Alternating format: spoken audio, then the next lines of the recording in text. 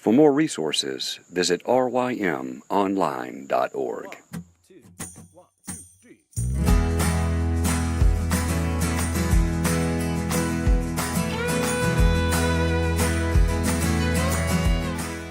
The Local Youth Worker is a daily podcast that's centered on 5 questions each week.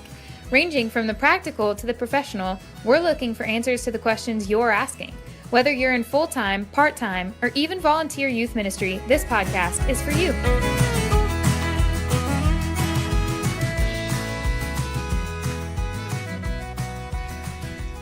All right, everybody, welcome back. We are here with Molly Dawkins. Molly, thanks again for just taking out all the time this week to be with us. It's been good getting to catch up with you. Yeah, take it up with my boss if I've spent too much time on this. Yeah, and that's Wilson Van Hooser. Wilson Van Hooser, yes. Yeah, he'll be on the podcast one of these days too. So something we ask all youth workers is about books, and this really comes from the belief that we need to be lifelong students. We always need to be reading, and obviously in youth culture, there's just something, we're on the front lines really of culture in general. It seems like there's always so many things changing and happening, and so we need to be reading and educating ourselves on new cultural trends. But the question is, what books besides the Bible have been influential to you? These could be older books, these could be newer books, and then maybe some of the books that you're reading currently. What are some of those? So what do you have for us? Sure. Well, books that I'm reading right now, I have a couple. One of them is Jaquel Crow's book, This Changes Everything. Yeah. I know you've had her on the podcast, and so she's told you all of her secrets. But this is one book that I'm going through with some of our youth girls here, and we just do a chapter each week. But what's so great about this book is obviously she is writing it as a teenager to teenagers. So even the use of the pronouns like we and us that you see throughout the book, I think is so good for our students to see that there is someone that is their own age or close to their age that is talking about these biblical truths and living it out where she is right now. And another good thing about this is that she just does a good job of providing practical applications to youth. There's a chapter on community where she lists different ways that youth can serve the church.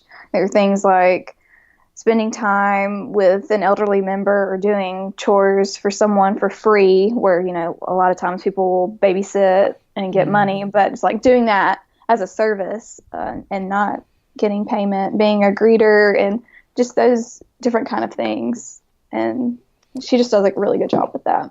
Yeah, that is an excellent book, and it's something, youth workers need to read with their students. They need to put in their hands of their students. That is a very good book. The next one is called FaceTime by Kristen Hatton. Have y'all talked about this one before? No, we haven't, but that is a great book from what I've heard. Yeah, it's really good. I just finished it, actually. But the first half of the book, she goes through creation, fall, redemption, all that jazz. But then the second part is really cool because she essentially does these case studies of teenage girls that, one story could be about a girl struggling with comparison, or the next one could be someone studying or struggling with body image or peer pressure. And so she gives a story which really, I think, helps grab your attention, and then some questions of, what are the lies that this girl is believing, and where's the truth of the gospel? How can that be applied to her life? And then she walks through that as well. So I think that's a really good resource for girls. And that's through New Growth Press, isn't that right? Yes, it is. Okay. Yeah. The next one is a book called American Girls.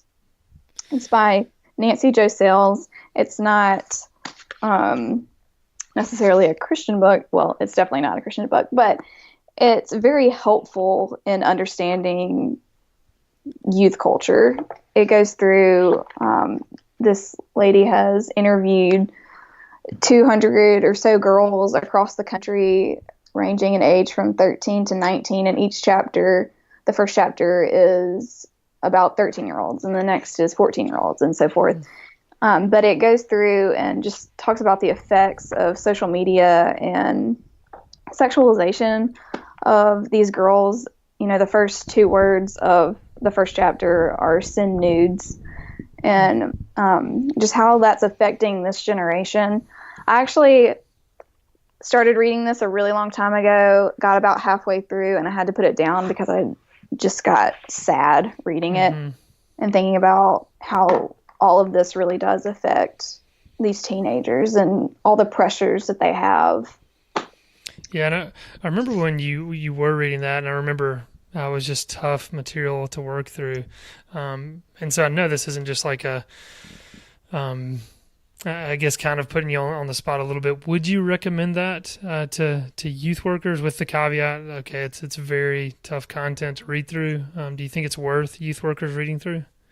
I definitely think it's worth reading. Maybe read it in small doses so you don't get sad like me. But yeah, it's eye-opening, and I tend to be naive about this kind of stuff, and so it was very good for me just to see the stories that she shares in here about these things that guys are asking girls to do, or things that these girls are doing. And from then, I've had conversations with students about it, asking them, like, hey, I was reading this book. Is this something that you see at your school? And that just opens conversations. Wow.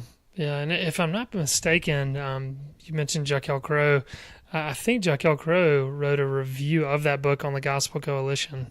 I don't know if that's correct or not, but she might have done that. So that could be helpful just for youth workers to go out and at least read the review and some of the highlights from the book. So I know those are three that you've been reading somewhat recently. What about some of the books that have been more life-shaping for you? Yeah, I think I was having to think about that one a lot. And I think the one for me would probably be The Reason for God by Tim Keller. I know that y'all have talked about this on the podcast with different people. There's a reason why people bring it up. I mean, it's an excellent book that's been fairly, life-shaping for many people. So go for it.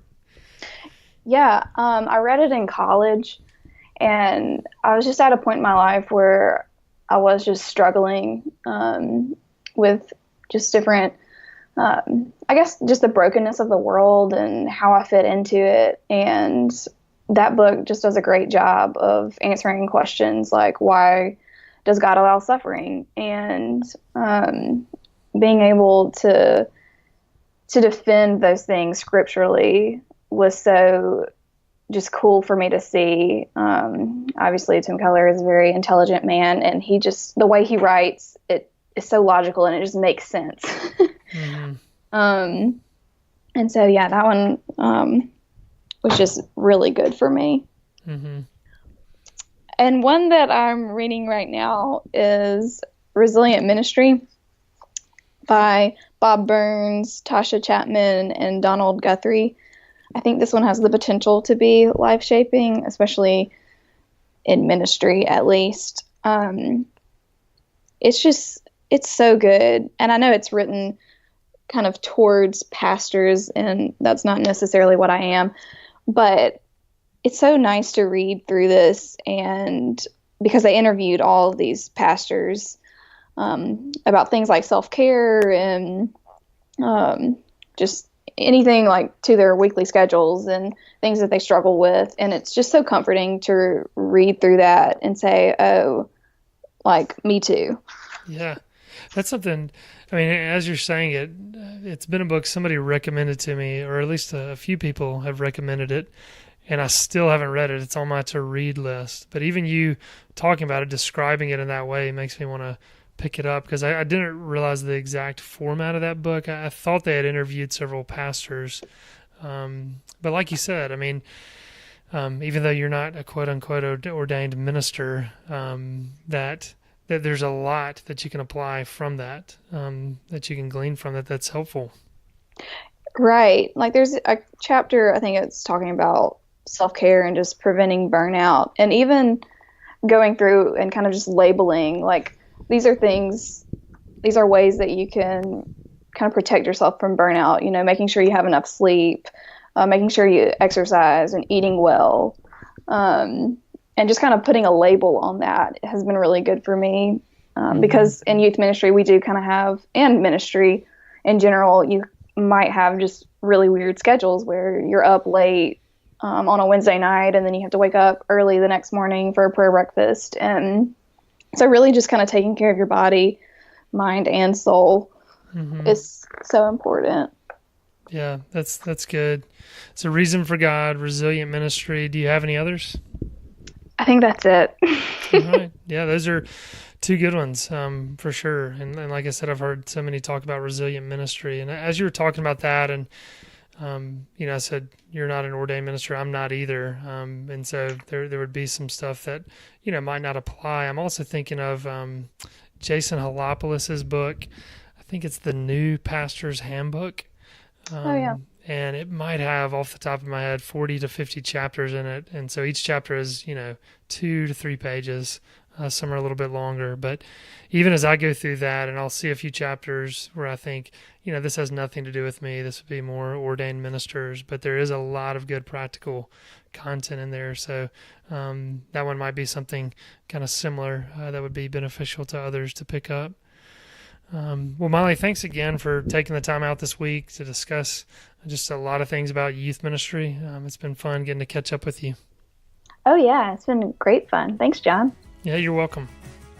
Thanks so much for tuning in this week to the local youth worker.